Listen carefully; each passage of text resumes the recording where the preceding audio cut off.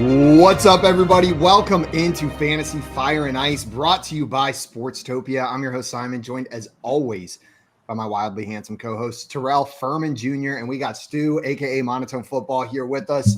You boys ready to talk some Monday Night Football? Yeah. You know, hey, look, we had two great games last night, a bunch of unders. Make sure you playing these unders in the primetime games. I think they're 9-2 nighttime unders this season. So make sure you get on the under train. You're rolling. It's like we learned nothing from Thursday Night Football last year, right? It's like we learned absolutely nothing. It was Sunday night too. Primetime unders are just good. Abysmal game. And then we get all hyped up again. We're like, oh, this Rams-Bengals game about to be a shootout. No, it's just going to be a slow murder of both of the quarterbacks and a defensive battle all night. Our producer Keith here, he loves the unders on the Thursday night games and the Sunday night games. Last season, we call it the Keith sweat. He hit the no touchdown scored during that Colts-Broncos game last year, I think it was, where there wasn't a touchdown hit on that. That's a bit extreme, but it paints the picture that we're hitting some unders. But that still means it's some good football we got going on.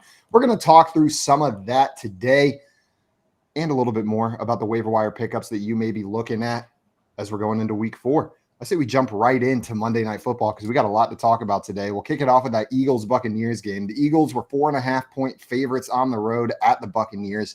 Ended up covering that at 25-11 final score. The big thing for me in this game was we heard Nick Sirianni come out earlier this week and say, if DeAndre Swift has the hot hand, we're going to ride the hot hand. We're going to keep doing it. We saw him with 16 carries, Gainwell with 14, I believe. But Swift did way more with it, 130 yards on the ground. Didn't find the end zone. But you're happy with 130 yards. Terrell, whenever we're looking at this backfield, they split carries just about evenly. But this is 2 games now where Swift has shown up as the more efficient runner, one in absence of Gainwell, here with Gainwell back in the lineup. What are you making of this Eagles backfield? Oh, well, I mean, just take your pick at the litter. And as of right now, it looks like DeAndre Swift is the main back. But, I mean, I would roster anybody in this backfield you can because literally my 10-year-old sister could probably run behind this Eagles offensive line and amount to very similar to what they're able to do. It's just absolutely insane. They're getting so much penetration up front and where they're able to actually dictate crazy holes. Like if you looked at it, DeAndre Swift had a crazy hole. You look at Kenny Gable, crazy holes in the offensive line to run through. So it's just is absolutely insane to me how good this offensive line for the Eagles is in run protection and run blocking and being able to make these running backs look crazy and efficient. Like you look at DeAndre Swift and you're just questioning, wow, why would the Lions even draft a running back? They should have went and got another skill position and been an even better team. Like it's absolutely insane here. So I love it. Stu, are you in agreement here? Do you think Swift looks like the guy, but about maybe the Kenneth Gainwells in this offense that you can still start them as well? Yeah, I have Swift FOMO right now. Major FOMO, right? That was not a guy I was really targeting heavily. Rashad Penny, a name that was real popular in the offseason and has not been super popular in the regular season so far, right? For me, Gainwell's a little more scary. If you watch that game, you'd think Swift dominated time of possession, but they split it up pretty evenly based on quarter, right? So pretty much Swift dominated in the first quarter. Gainwell dominated in the third quarter. Swift dominated in the third quarter again. And then the fourth quarter gets a little bit murky, but Gainwell dominated once again. For me, if I'm a Swift owner, I'm kind of hoping that was garbage time a little bit. And maybe if the game was more competitive, that Swift does go back out for the fourth quarter. Because to me, I think he's clearly the most talented back on this team. So it's kind of a hard time to buy high. You know, you can't really get DeAndre Swift if you don't have him right now off of back-to-back 130 rush yard games. You know, no one's going to trade him to you in those kind of situations. But I'm a little bit less comfortable with Gainwell. Like you said, the offensive line is spectacular. The holes that they were generating were absolutely insane. But for me, I still think Swift is kind of the clear RB1 in this one. And I think he continues to have really good showings. Yeah, I tend to agree with you guys. But you brought up something there, Stu, that I loved, that the Kenneth Gainwell seemed to get a lot of that garbage time work there at the end. This is a good Eagles team. This is an Eagles team that likely will have a lot of garbage time. So whenever we're looking at, if we want to say Gainwell's the backup or the secondary back in this offense, as far as opportunity for secondary backs, it may be a little bit higher for Gainwell on the Eagles than it would be on some other teams, because I don't expect this game script where they're up big in the fourth quarter to be a rare one for this team, because they look freaking good out there. Do you guys see the conspiracy that Taylor Swift, who's an Eagles fan, is only dating Travis Kelce as a ploy to sabotage him in the Super Bowl with a breakup right before it happens against the Philadelphia Eagles? You buying into that? I'm not familiar with that conspiracy. I've never heard of that in my life. I did not know people even went that. I didn't even know she was an Eagles fan. So I don't know what to say. The only thing that I was just laughing at is the fact that they're dating, and you also have Jason Kelce and DeAndre Swift who are on the same team. And I thought that was funny. I've never heard of this conspiracy theory. Keep an eye on it. Start watching. If Kelsey's play starts dipping, we know that she's getting in his head over there. Outside of the running backs here, for the Eagles, I wanted to talk about the running backs on the Buccaneers side of the ball as well. Rachaad White was one of my favorite preseason guys. It does look like he's the lead back there, getting most, if not all, of the work. Sean Tucker got one, maybe two carries in that game yesterday, if I'm not mistaken. But he didn't do very much with it, Rachaad White. 14 carries, only 38 yards on the ground. Stu, was this a side effect of the Eagles' defense, or are you concerned for Rachaad White season long after 3 not great weeks now? Yeah, I think it's more of a side effect on Rachaad White's talent profile, unfortunately, right? I was playing unders yesterday because the Eagles' defensive line is spectacular, and you should play running back unders against the Eagles pretty much all year long because they're going to continue to rock. But Rachaad White, even dating back to last year, was one of the bottom 5 guys in rush yards over expectation, dating back to his debut, right? These guys constantly look at him, and he's gotten the opportunity, but he hasn't really, pulled through. So I was kind of halfway with you. I liked Rachaad White for the opportunity before the season, but I really didn't like the talent. I didn't like what the advanced numbers were kind of saying. He still has the receiving yardage work, right? We know Baker Mayfield loves to dump it down. He's one of the only running backs with like a complete overhaul on that red zone work. He has all of it, right? There's no competition, but at the same time, I'm not loving the talent. I'm not the biggest fan of the player himself. So I'd kind of cautiously be playing him for the rest of the year, but he's locked into an RB1 workload, and you can't really just replace that very easily. No, I mean, we look at that game yesterday. It was 2 carries for Sean Tucker, 1 carry for Baker Mayfield. Everything else went through Rachaad White. Every other carry in that game. Terrell, you got any more optimism for this guy, or is this offensive line and the talent profile, as Stu put it, too much for him to overcome for fantasy? I have optimism because I roster him in a league, but this not much. It's not much because the thing that really that got it for me was the fact of seeing how rough he was against the Minnesota Vikings, and DeAndre Swift, who we just talked about, came in there and gashed them for 150. And so that's where I was like, oh man, well, there was opportunity there, and you just didn't capitalize on it. But they did play really well against Joshua Kelly, so it could be a thing of where he's just had, a really slow start to the season. Like, that's what I really think it is. It might be a potential slow start to the season.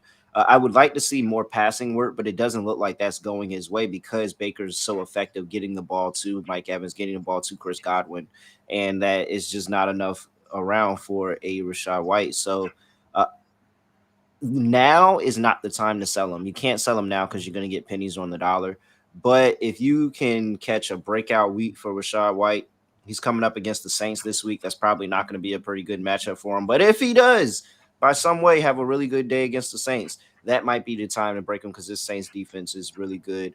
I'm looking a little bit ahead in the future here and trying to just see where I think that there can be a good matchup to catch Rachaad White in a good game. And potentially against this Lions team, potentially Falcons are really decent against the run. Like, he just has some really tough matchups going forward. So it's like, man, as soon as you get one break game, because I do think he'll have a boom game in here somewhere. If you get one boom game from him, I think I'm going to go ahead and put him on the trade block, and I think you should do the same too.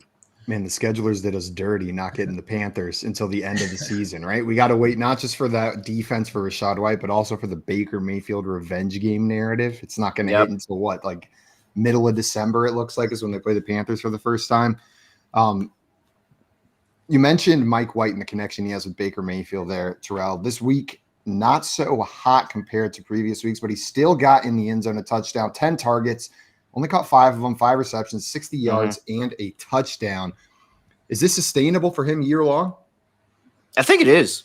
Mike Evans is really good, man. Like we talked about it, and 1,000-yard receiver doesn't matter what quarterback he has. He's still a 1,000-yard receiver, and I think that that's still in the realm possibility. I think that they had a very tough matchup, and he still found a way to get into the end zone because he's Mike Evans. And ultimately, when you watch that drive, they kind of got stalled at the end zone a couple of times, and they just said, you know what, forget it. We're just going to throw it to Mike Evans, and Mike Evans is going to be better than the defensive back, Darius Slate. And that's what happened. They just threw it to him, and he was able to come down with a touchdown grab. So I think that if they just commit to doing that over the course of the season, is it going to look pretty? Is it going to be that huge, crazy game that won somebody $1 million a week ago? No. But I think that he's going to have some very, very good output. And look at it. First 3 games of the season, 3 touchdowns. And he's on pace. You mentioned he might hit that 1,000-yard threshold again. He's on pace for over 1,600 yards 3 games into the season. I don't expect that necessarily to continue, but I think 1,000 yards, that streak lives to see another day and hopefully doesn't require a 200-point or a 200-yard week 18 performance to reach that 1,000-yard threshold. Stu, on the other side, Chris Godwin, I think, was the person that people were expecting to be Baker Mayfield's preferred target. We saw them kind of yo-yoing in ADP all year, but at the end of the year, I was consistently seeing Chris Godwin go a couple spots before Mike Evans. Another disappointing week from him, 5 targets, 3 receptions, 32 yards. Are there better weeks ahead for Chris Godwin in this Bucs offense? Yeah, you'd have to imagine, but I mean, still, even as a guy that's heavy on Godwin and pretty low on Evans, it's very hard to be optimistic at this point in the year. I think it's abundantly clear that Evans is his number 1 target on that team. And when they are trying to move the ball down the field, that's going to be his go-to guy, right? And additionally, they've been using some of these guys, whether it's Tompkins, whether it's Palmer, these kind of tertiary pieces, a little bit more than I expected before the season. I kind of thought all the target share would funnel through those 2 wide receivers and maybe a little bit of K-Don, but we've seen more of these other guys involved. We've seen Evans be his clear number 1 target. So as a guy that has Godwin on a lot of teams, you're kind of not feeling amazing right now. If it's a PPR league, you've at least got the steady kind of 4 to 5 floor, right? He's always going to grab you those 4 to 5 catches. The problem is it's going to be for like 27 or 33 yards. And most of the time you're not getting the touchdown there. So the good news is garbage time, right? This team's going to be playing from behind a lot. I expect them to kind of be in these negative game scripts towards the end of the game. And that's when a guy like Chris Godwin can really pop off and give you that, 8 for 85, just stack up those catches. Yeah. One thing I do appreciate about this Buccaneers offense right now, Chris Godwin's a little iffy, but outside of that, you start Mike Evans, you start Rachaad White for opportunity, and it seems pretty clear necessarily. Bad running matchup. They're playing the Titans. Don't throw Rachaad White in there, but you can get Mike Evans in your lineup each and every week.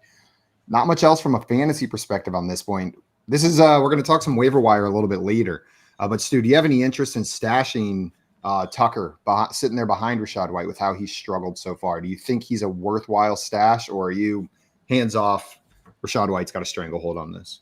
Yeah, I like the opportunity. I mean, like I said, I'm not the biggest White fan in the world. And just to say, you guys were talking about matchups earlier. I think he's had his 2 best matchups already, and he's kind of struggled in them, right? In week 2, he was the only running back to face 0 stacked boxes in the league against the Vikings, and he still posted -7 rush yards over expectation in that one. So for me, tough matchups. And then you've got a backup who didn't even look amazing when he came in, right? Tucker didn't come in and just set the world on fire like you see a lot of these change of pace backs do.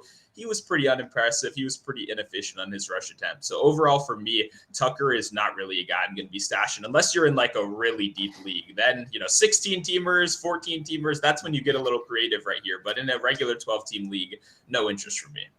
I'm with you. I think there's better stashes out there. Terrell, you got any more love for the rookie Sean Tucker, or are you with us?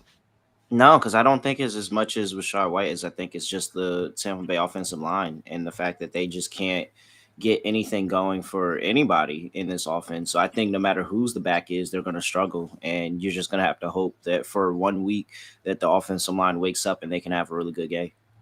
Speaking of bad offensive lines, the Rams-Bengals game was a showcase of bad offensive lines. That poor Matthew Stafford back there didn't have even 1 second to breathe. He looked terrified by the end of the game, but he wasn't the only quarterback that struggled. Joe Burrow, dealing with an injury, struggled in this game as well. Terrell, when we look at these performances between Stafford and Joe Burrow, which one is more concerning for you if you're the fantasy manager of one of these players? Probably Matthew Stafford, because he had one more leg and still looked pretty bad. So I think that Matthew Stafford the interceptions didn't look good on his part in that game. He doesn't really have that mobility in the pocket. Like Burrow, even on one leg, was starting to move around a little bit, but he's still struggling. Either way, I still think that these two quarterbacks are really, really hindering their team, and just Burrow not healthy, not be able to be as consistent as he is, and Matthew Stafford doing what he always does, which is turn the ball over. They were getting a lot of yardage in there. They had opportunities, and when they got in close, they either turned the ball over or they just didn't convert, and they settled for a lot of field goals. They weren't able to get into the end zone. So I'm a little bit more concerned with Matthew Stafford. That's also like completely unrelated to me having him rostered in one league. Stu, do you agree with Terrell here that Stafford's the one to be more concerned about? No, I don't. You're getting what you paid for with Matthew Stafford. If you drafted him in the last round or second to last round of your draft, you weren't really expecting any of this mobility. And I know turnovers aren't amazing, right? But at the end of the day, when you're on a bad team, it's kind of the Blake Bortles effect of old. Of turn the ball over. I want you to throw more, right? I know you're not going to rush. Let's hit that 300-yard mark. And like you said, you have to convert in the red zone. That was really the problem. If he converts on 2 of those touchdowns, then you have a good week in fantasy for Matthew Stafford, even if he didn't look good in real life. But obviously, every time they got down to the red zone, that offensive line got hammered. For me, the problem is Joe Burrow, man. I mean, if you drafted him, you're now getting Joe Burrow on one leg for likely the rest of the season, right? He kind of tried to rehab this before the year started. It looked like he re-injured it last week. Jamar Chase is telling him he doesn't even want him to suit up. He didn't think he should have played this week. He didn't think he should have played week 1. It's one of those situations where if you drafted Joe Burrow really high, you're kind of stuck with him a little bit right now, unless you have a great, backup on your squad. But I would not feel comfortable rostering him on a week-to-week basis. And I'm pretty disappointed in the Rams' defensive plan of attack in this game. It became abundantly clear from the beginning of the game that he couldn't throw the ball like more than 15 yards down the field. Their offensive plan was, hey, we know Joe Burrow can't transfer the weight in his legs, right? That hinders his mobility. So we're going to check the ball down just every snap, right? Jamar Chase check down, Tyler Boyd check down, Joe Mixon check down. And the Rams' defensive response to that was to sit in this weird cover 4 defense, this weird soft zone where they were just letting them check the ball down and move down the field. I have no clue why you're not sending heavy pressure consistently at Burrow, because he can't use his mobility to extend plays. He's stuck in the pocket. He's a sitting duck. I think the Rams should have won that game, and I'm hoping that some of these coaches are maybe able to game plan for Burrow's lack of mobility and lack of time in the pocket in future games.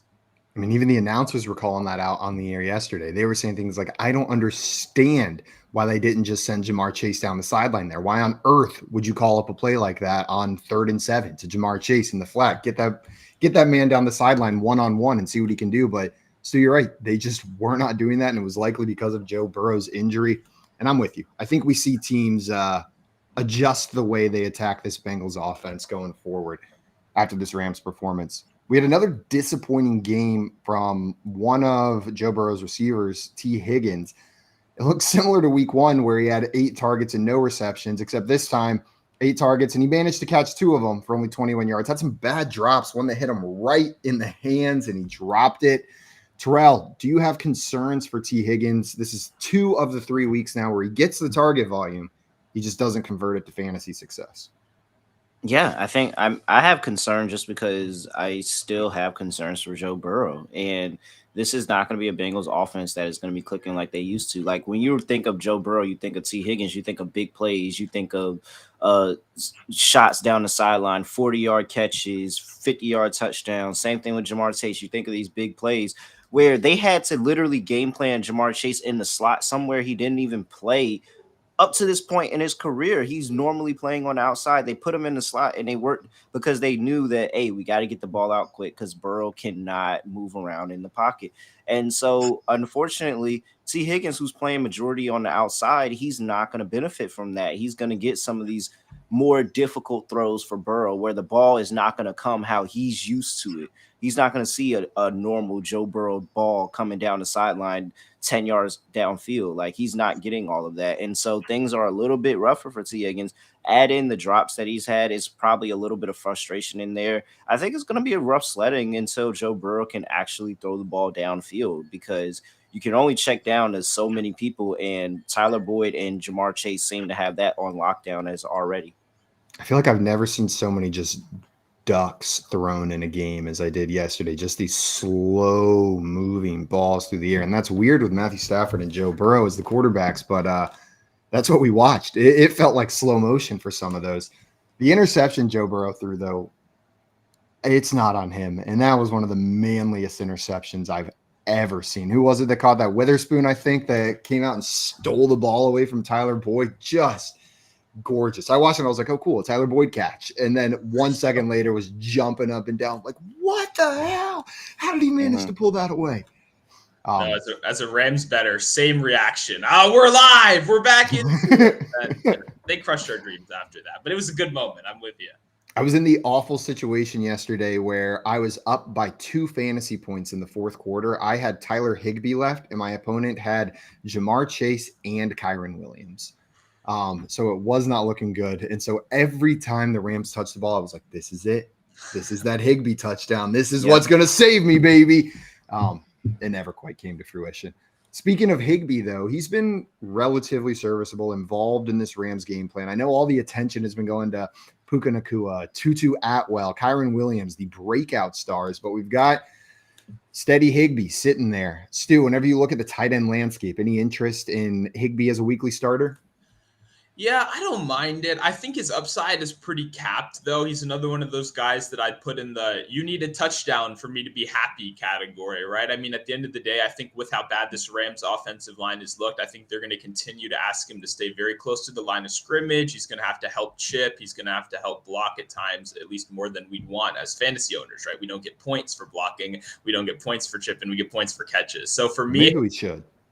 Yeah, no, I agree. That would actually be really fun, honestly. If some of these defensive fantasy guys can, create some new stuff for us, that would be nice. But overall, I just think the upside's a little capped. He's not running these deeper routes. It's a lot of check downs. It's almost similar to a running back route tree at this point. So if he scores a touchdown, you're happy. If he goes, 6 for 24, you're probably kind of happy if it's a PPR league. But overall, I think there are higher upside tight ends you can target. Just some boring, bland production sitting there on your fantasy team. The most targeted player on this Los Angeles Rams team this week was not Puka Nacua as it was through the first 2 weeks of the season. It was Tutu Atwell with 9 targets, bringing in 4 for 50 yards and scoring that lone touchdown for the Rams this week. Terrell, touchdown, backdoor covering touchdown. Very much. Thank you very much, Tutu Atwell. Thanks, Tutu. For those that had Rams plus 3.5, like one better at BetMGM who had $125,000 on it. Whew, that man owes Tutu Atwell a thank you card at the bare minimum. Maybe an edible arrangement should be showing up at his house after that. Terrell, do you think Tutu Atwell's target volume in this game was a byproduct of a specific game plan that the Rams were trying to execute on? Or are we going to see him this heavily involved in weeks going forward? I think he's this heavily involved until Cooper Kupp comes back. Like, I think that this offense is predicated on throwing the football, and it's a reason why, and I'm going to go ahead and tout a little bit. Do it. But it's a reason why I wasn't high on Kyrien Williams. I was not, because this offense doesn't run the football. And there were times in that game yesterday where people were just sitting there and they finally saw a run and they were like, oh, the Rams actually know how to run the football. And that's why Kyrien Williams wasn't as effective, because he didn't get the 20 plus freaking runs that he got in week 1 versus the Rams. And so here in this situation, this offense that's going to throw the ball 50 times a game, it can support 2 wide receivers. So until Cooper Kupp comes back, that's going to be Puka Nacua and Tutu Atwell in any variation of 1-2. That is, when Cooper Kupp comes back, it's going to be Cooper Kupp 1 and probably Puka Nacua 2 with sprinkle some Atwell in there. And I'll be really interested in Atwell at that point for like maybe some late flex, like, maybe a DFS play here or there. But as of right now, yeah, you have Tutu Atwell at very good production for at least 1 more week. This sounds weird, but I am less concerned about Tutu Atwell's role in this offense than Puka Nacua's whenever Cooper Kupp comes back. Puka Nacua's been the superstar, but Puka Nacua has also taken a lot of those Cooper Kupp snaps and those Cooper Kupp routes, whereas Tutu Atwell seems to be playing a different role in this offense than those 2 guys were. Now, Sean McVay's a good coach, and he will adjust to his talent, right? Cooper Kupp comes back. If he loves Puka Nacua, he's going to be on the field. But I think Tutu Atwell's role, his job in this offense as the field stretch of the big play guy is safe. So I don't have as much concern for him. I'm very nervous for that first week back whenever Cooper Kupp's in there to see what Puka's role is. He's good enough that he should maintain it, but they're competing for some of those same targets, same snaps.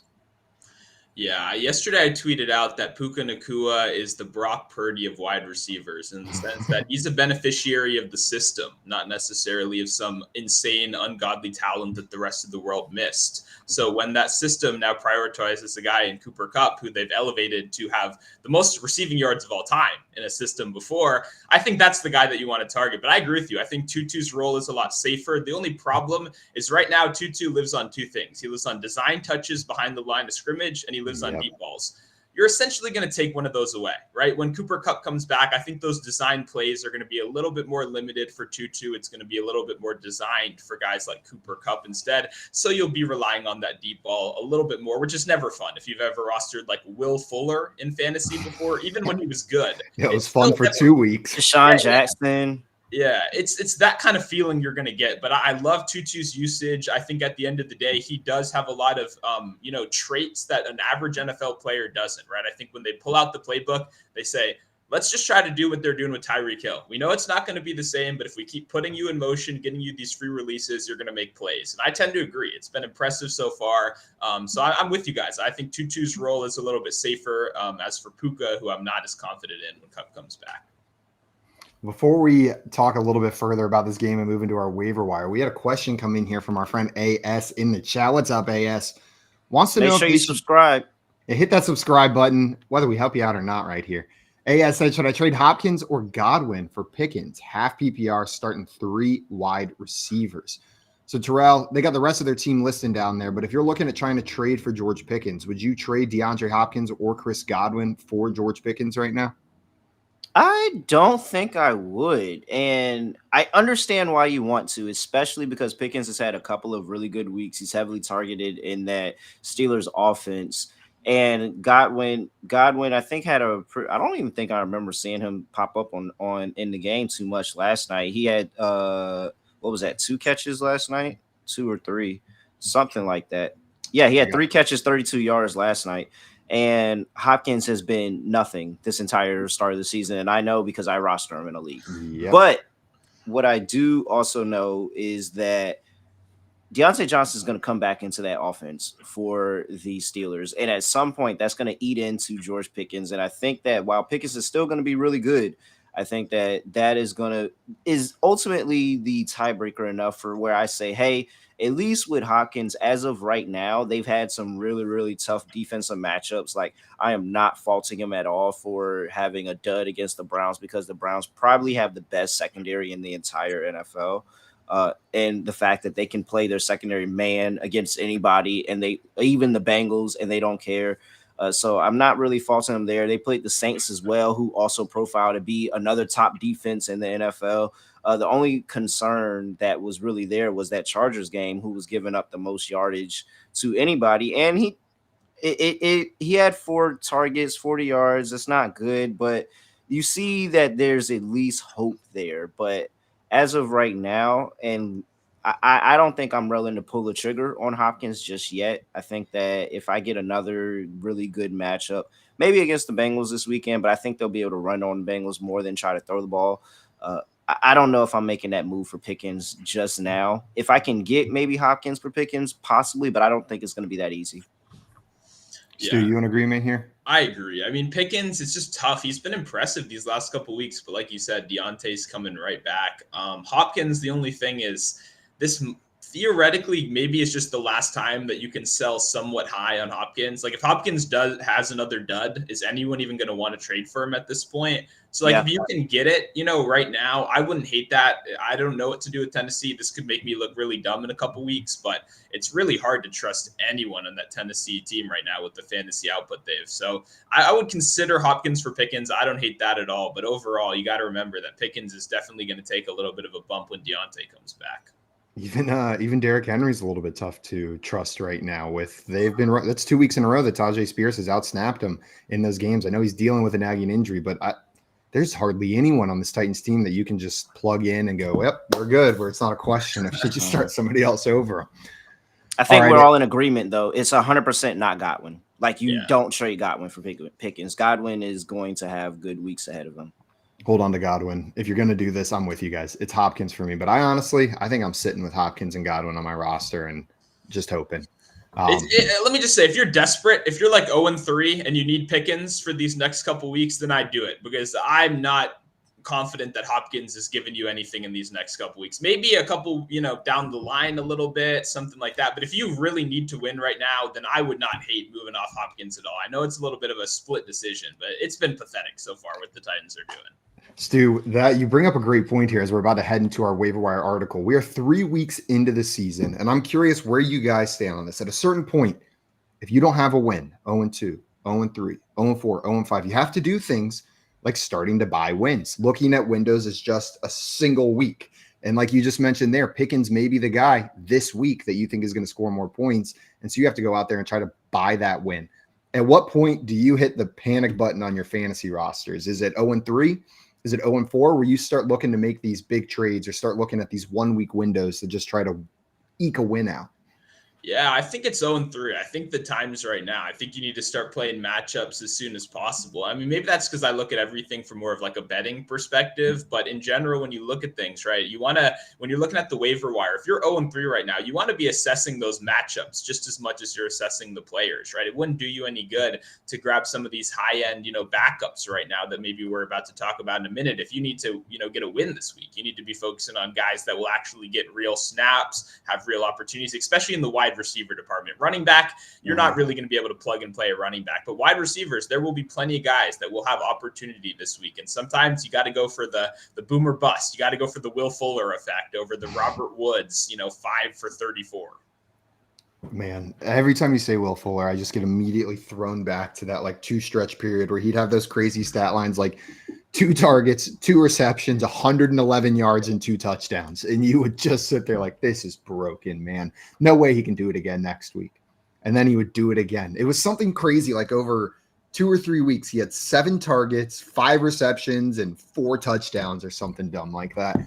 Before we get into our waiver wire here, guys, you see the QR code down on the screen below me. If you scan that, you can check out Fantasy Sports Logic's Contrarian Optimizer and sign up for a 7-day test drive for just $1. Start getting the early head start on prepping your week 4 lineups.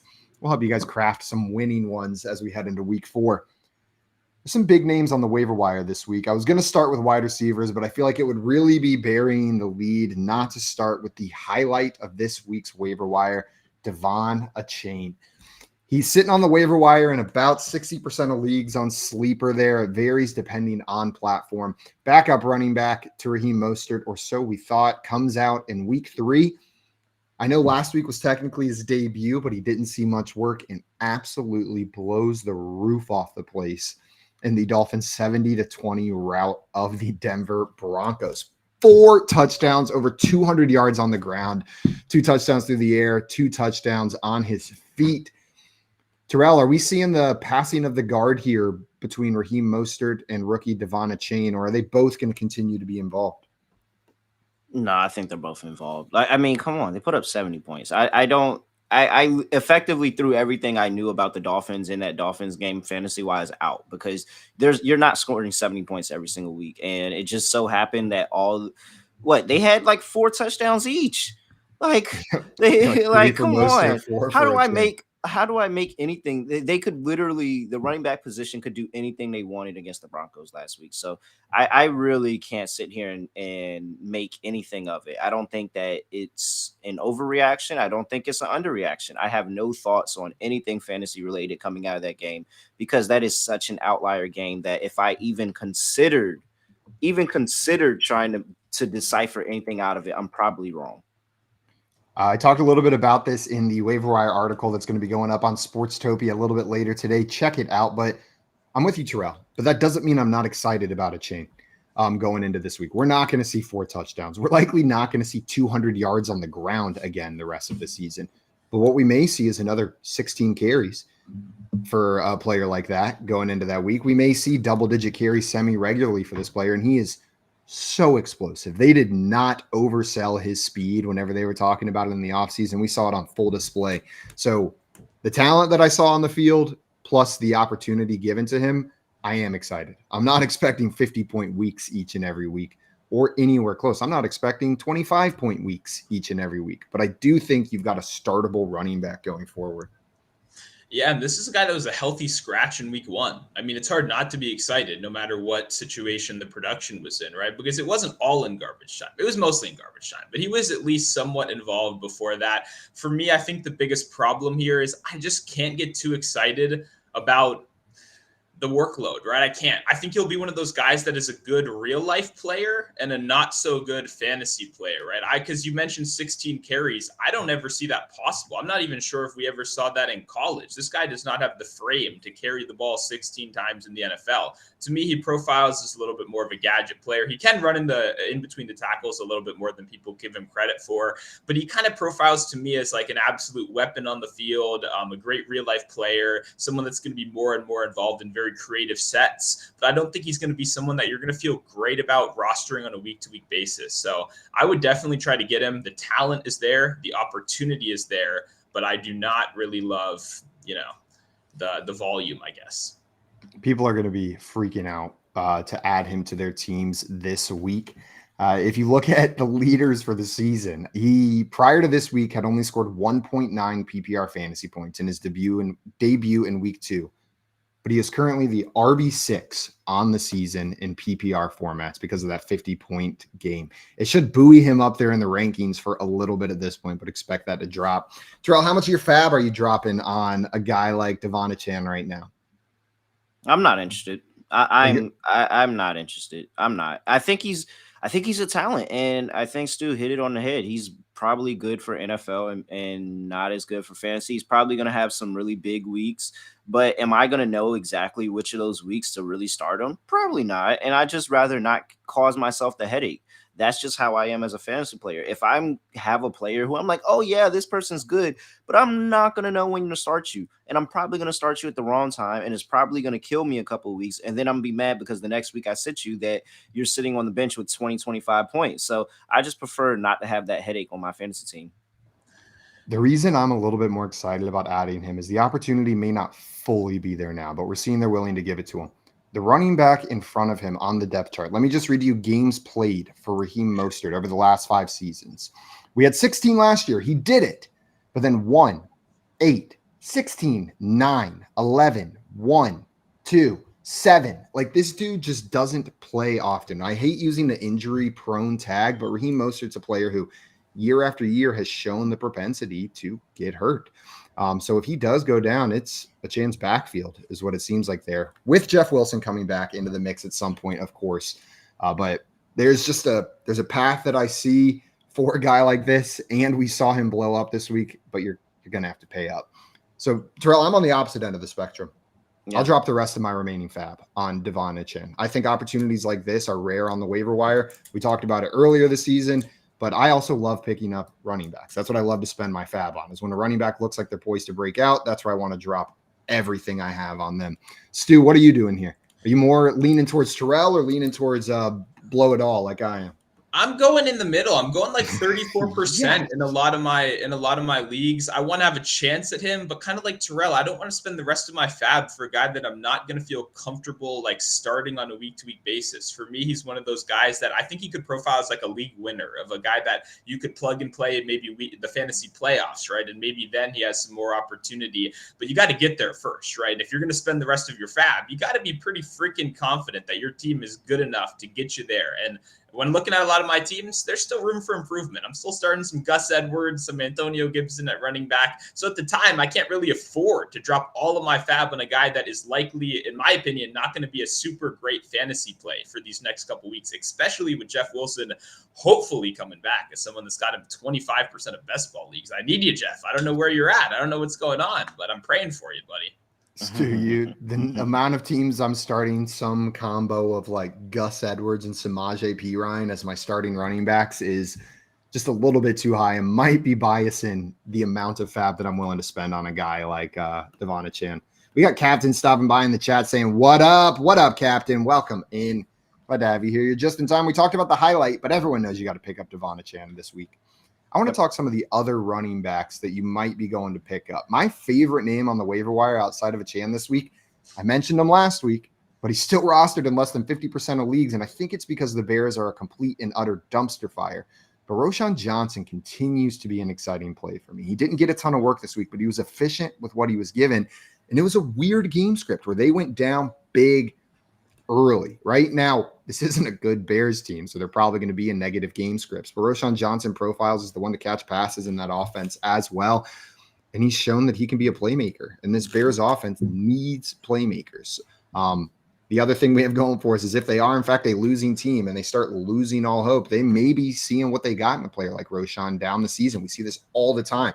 Rookies start getting more play as a team. It becomes clear that not only are the playoffs out of question, but the primary goal of this season becomes talent evaluation. Stu, are you in on Roschon Johnson?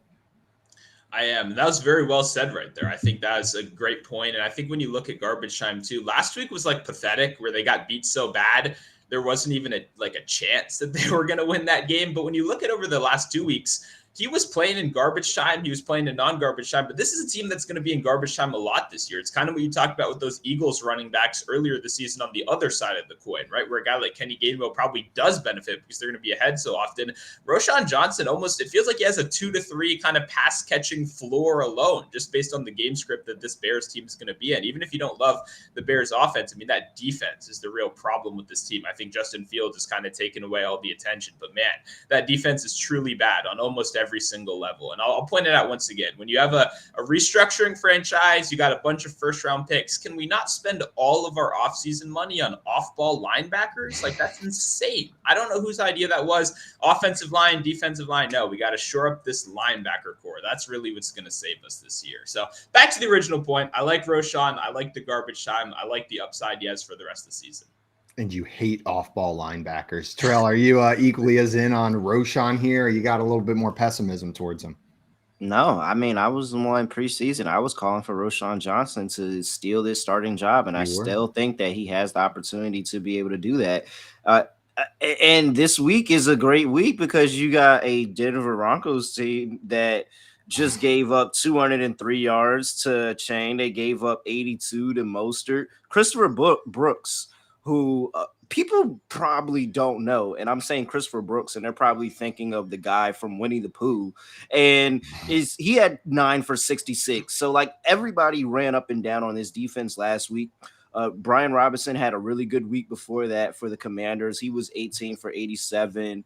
Josh Jacobs is the only person that really underperformed against this defense. And I mean, prior to last week, and Stu's a Commanders fan, so he'll be able to tell you, I was high on Sam Howell because I said, oh, man, he put up 30 points on that Broncos defense. He did really good. Well, in hindsight, you only put up 30 points on the Broncos defense, so that's actually pretty bad.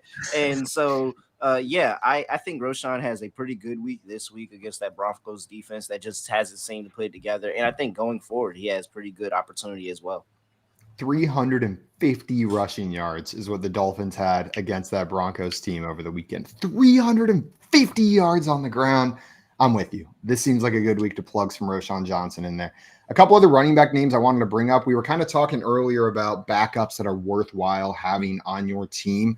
I'm looking at Kendre Miller, Rico Dowdle, and Elijah Mitchell as 3 backups that seem to have taken the second role on that team fully from the other participants. Rico Dowdle especially doesn't seem to be competing with Deuce Vaughn anymore. Kendre Miller showed up in his debut and looked great just in time for Alvin Kamara to come back.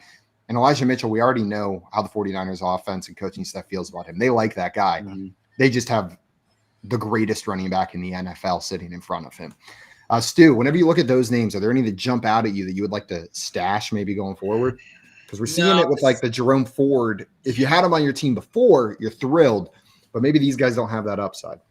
Yeah, this is one of those spots where, I mean, Elijah Mitchell is kind of if you got this guy available on the waiver wire and you have a free spot, I mean, CMC at times, it does kind of feel like a ticking time bomb, right? When you have these running backs that you ask to handle this insane workload on a week-by-week basis, and you have such a talented backup running back like Elijah Mitchell, I think that's a pretty clear signing. As you said, for Kendre Miller, this guy was high on at TCU. I was a fan of the prospect profile, but the injury pushed him back. He missed his window. Tony Tony Jones was playing in those important snaps as well late in that game. So for me, with Alvin Kamara coming back, Tony Jones obviously being a fixture on that team, whether we like it or not as fantasy owners, really no interest in Kendre Miller. So I think out of that range, Elijah Mitchell is the number one guy. And then there's one guy that I just completely skipped this range for to pick, which I think we'll be talking about in a minute. Yeah, we could go ahead and throw that name out there right now. I was tempted to lump him in here with the backups because that's kind of the role he's played thus far this season, but it changed this week. Ezekiel Elliott came in and had, how many carries did he have this week? Like 16 or 17 carries in that game. It looks like a split backfield with him and Rhamondre Stevenson. Stu, I'm guessing that's who you're referring to here. Yep. I picked up Ezekiel Elliott in one of my running back needy teams, my home league I just talked about. I'm starting Gus Edwards out there. And I mean, Rhamondre Stevenson, the numbers are kind of validating everything I've been seeing on film, rewatching these games, which is he's really not making it happen between the tackles. Almost all of his production is coming back from checkdowns. He's not hitting these holes. The Patriots offensive line isn't good, but it's not terrible. He's had opportunity. He's bottom 5 in the league in rush yards over expectations so far. I didn't think I'd ever be coming on here saying I want to put Ezekiel Elliott on my team, but obviously the production was good. He's been a pass catcher this year as well, which is a little bit weird. I mean, we've known traditionally, even back to when he was drafted, he's great in pass protection, something that goes very underrated. You want to be out there on those third downs for pass protection, because guess what? That can turn into a nice little 9-yard dump off, and those obviously stack up over time as well. So for me, we talked about it a little bit earlier. If you're down 0-3, if you're 1-2, sometimes you got to win these week-by-week matchups. And Ezekiel Elliott revenge game touchdown sounds amazing, baby. I know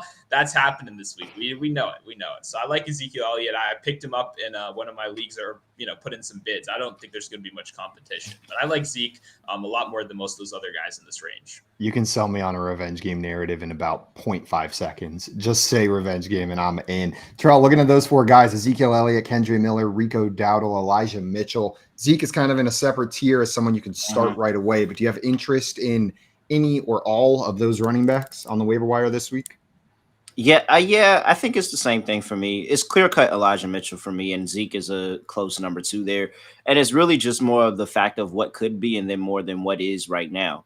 If CMC goes down, if Rhamondre Stevenson goes down, those 2 are probably top 12 running backs easy. Like in the next week, they're probably going to get ranked close to the top 12 in terms of what they're going to give you that week. And so I don't necessarily get that, or I don't feel like I get that if Tony Pollard was to go down. I think Dallas would probably go and try to throw the ball a little bit more and kind of abandon the run. Same thing with the Saints. If Alvin Kamara comes back and he ends up going down again, it's clear already Tony Jones is there. You'll probably even see some Taysom Hill and then Kendre Miller. There's a lot of mouths to feed down there in New Orleans for him. But the other 2, I think that they're clear-cut handcuffs, and that's enough for me to be able to pick them up and stash them. Let's talk some wide receivers before we hop out of here today. Mike Williams, unfortunately, tore his ACL and is out for the season after a pretty hot start. A hot start that maybe went ignored because Keenan Allen is having the hottest of hot starts to this season so far. But with Mike Williams going down in such a pass-heavy offense as the Kellen Moore-led Chargers is, there has to be opportunity elsewhere. Keenan Allen already got 20 targets in this game. I don't know how many more they can throw his way. The 2 big names sitting out there on the waiver wire, Joshua Palmer and rookie Quentin Johnston. I tend to lead Johnston as the guy that I want to pick up between those guys. And it's what you were just saying there, Terrell. It's an upside play. It's what could be. And it's the fact that Johnston is literally a Mike Williams clone. He is the same type of player. He is this big-bodied, hyper-athletic, end zone threat that I expect them to just slot into his snaps. Whereas Joshua Palmer, I think he's going to maintain a similar role in this offense. His snap share likely goes up a little bit, but 60 yards and a touchdown? That seems to be about his ceiling, and that's what we got this week. Stu, when you're looking at these Chargers wide receivers, who are you prioritizing on the waiver wire? Oh boy, it's a shit show for me here. I mean, I don't like Joshua Palmer. He's consistently rated out as a very inefficient wide receiver, especially when you put him against man coverage, right? This isn't a guy I really trust to separate. This isn't a guy I really trust to win. He was such a hard best ball pick for me because he so clearly had opportunity in a high volume offense. I just didn't like the talent. So it was hard for me. But that being said, I mean, Quentin Johnson would be a much more tempting fantasy addition if he didn't have the catch mechanics of a 14-year-old that only watched OBJ catches, right? Like, this isn't a guy that I feel comfortable, like you said, as a 50-50 ball wide receiver when he can only make body catches, right? This is a guy that can't high point a football, which is a little bit of a concern for a guy that you want to trust in this deep ball role. So the usage hasn't been there, right? They've seen him more than any of us have seen him play, right? They've seen him all of training camp. They were like, you know what? Joshua Palmer, still probably better than this guy. I think that'll be the case for a good portion of the season. So I'm not really prioritizing Johnston. He was one of the more curious prospect evaluations for me. He showed some flashes of greatness. He showed some flashes of not greatness. So I really wasn't super sure how he was going to do this year. He kind of had to prove to me that I was wrong about him. He hasn't done that so far. The coaches are not, pushing him out there on the field. I don't love Josh Palmer, but that will be my priority pickup just based on volume alone. Also, Captain, I see your question in the chat. We'll get to that ever so shortly here. Before we do that, though, I want to hear Terrell's thoughts on Quentin Johnston. Are you a little more optimistic than Stu, or are you with him that those mechanics and maybe the skill set and the coach's trust are going to be an issue to him getting on the field? Yeah, I don't think it's an issue of him getting on the field. I think he'll get on the field. It's just, is he going to get the targets, or is he going to get the production that everybody wants? I mean, he has to get on the field. They run 3 wide receiver sets, and they just lost a wide receiver. So he's going to get on the field. And as Joshua Palmer can tell you that he's going to get on the field, because Joshua Palmer in the 3 weeks leading up to this injury outsnapped him 129-48. So there's room for him to get on the field just because of the fact that they make sure they have 3 wide receivers on the field, seeing how Joshua Palmer played 129 snaps already. So I think he's going to get on the field. So is there opportunity by being on the field? Yes. Is he the person that I'm going for? Yeah, I'm probably putting in a claim for both and seeing which one hits. And if I get either one, I'm probably happy. But I think that looking forward, I think that the ceiling is much higher with Johnston, but the floor is much higher with Palmer, because I think Palmer is going to get a consistent medium workload where he's going to be able to get a few PPR points, maybe have a touchdown, maybe break one here or there. But he's never going to be somebody that I would qualify as a league winner. Man, and Stu, you brought up Quentin Johnston can't high point a football. He is being held to the pinnacle of that standard coming in to try to replace Mike Williams. That dude can high point a football like almost nobody I've ever seen. You talk about climbing the ladder. He legitimately looks like he's climbing a ladder out there sometimes to get up and catch that ball. Captain in here with a question for us. A huge fan of the stream. Well, we appreciate it, Captain. Wanted to know, should I trade Mike Evans, TJ Hawkinson, Alexander Madison, and Jalen Hurts for Tony Pollard, Travis Etienne, George Kittle, and Trevor Lawrence? So we're just swapping teams here. Terrell, are you making this move? It's Mike Evans, Hawkinson, Madison, and Hurts for Pollard, Etienne, Kittle, and Lawrence. Yeah, you are basically switching teams. I don't think I am. Well, because Jalen Hurts, I have Jalen Hurts ahead of Lawrence. I have Hawkinson at very, very close to Kittle, where I wouldn't be upset with either one. I think I have a little bit more upside at Hawkinson than just how much the Vikings are throwing in that offense. Alexander Madison actually made it's because it's because I sat him. That's the only reason he went off this week. It's because I sat him. Don't expect this to happen every single week, because I'm probably going to start him again next week, and he's probably going to suck again. So Madison only got off because I sat him. And maybe I just take the L for all the Alexander Madison owners, and I just sit him every week so that you guys can get the good workload. I might decide to do that. Well, it depends. I'm curious. But and then you already know my feelings on Mike Evans. So I think you should keep the team you have. You may have had a little bit of some tough sledding coming on here, but I'm not big on Lawrence and the Jags and Etienne. I just don't think that they are as much hype as what was made out to be for them. They're missing Zay Jones. He's the secret weapon, apparently. That team can't operate without Zay Jones in the lineup. Stu, are you with Terrell here? Are you sticking on the Mike Evans, Hawkinson, Madison, and Hurts side? I probably am. I mean, you get this trade is realistically, you get an upgrade in your running back, and then you get a downgrade in pretty much every other position. So if you're kind of desperately needing that Pollard, because for me, Madison, I mean, yeah, he had a great start. You're not going to be able to face the worst rush GVO defense every week, unfortunately, especially with Cam Akers now coming in and probably stealing a couple carries. So if you need that running back upgrade, I'd say it's fine. But overall, it's a pretty fair trade on both sides. I think your team is pretty good the way it is. But if you do really want that running back upgrade, then I don't mind going for it. Hope that was helpful, Captain. We got only a couple minutes here left, but I wanted to throw some other wide receiver names at you outside of these Chargers guys and see if any stand out. Terrell, when we're looking at Tank Dell, Adam Thielen, Zay Jones out injured, but Tank Dell and Adam Thielen both had big weeks this week. Are there any names of those that you're really prioritizing adding to your team? Oh, yeah, I'm putting Tank Dell over everybody. I got Tank Dell over everybody. I'm all in. I'm 100% sold on the Tank Dell train. Shout out to the CJ Stroud stack. But the thing with Thielen is I think Thielen is as good as Andy Dalton will take him. And unfortunately for the Carolina Panthers, I have a theory. And you can cue like whatever conspiracy theory music or whatever. But there is a possibility that the Panthers traded up and got Bryce Young just so they could have the worst record in the league so that they could come back and get Caleb Williams. Like that is very much a real possibility. Andy Dalton looked very much better than Bryce Young in that game. And Book said that they gave Bryce Young a point over Dalton. It might be the other way around. You might need to be giving Andy Dalton a point over Bryce Young when you're talking about setting these lines because Dalton looked way better than Young. Stu, you as in on Tank Dell, he's shown up every week this season so far and was, in fact, the target leader for 2 weeks in a row now.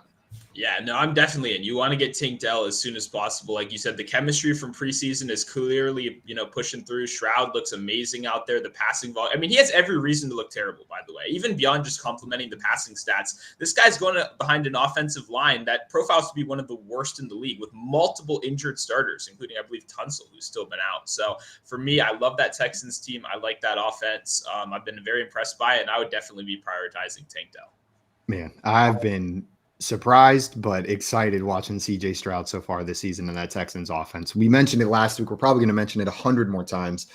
I wasn't drafting any wide receivers there out of the Texans room, and now there's 3 guys you can start with the rookie kind of leading the way out there.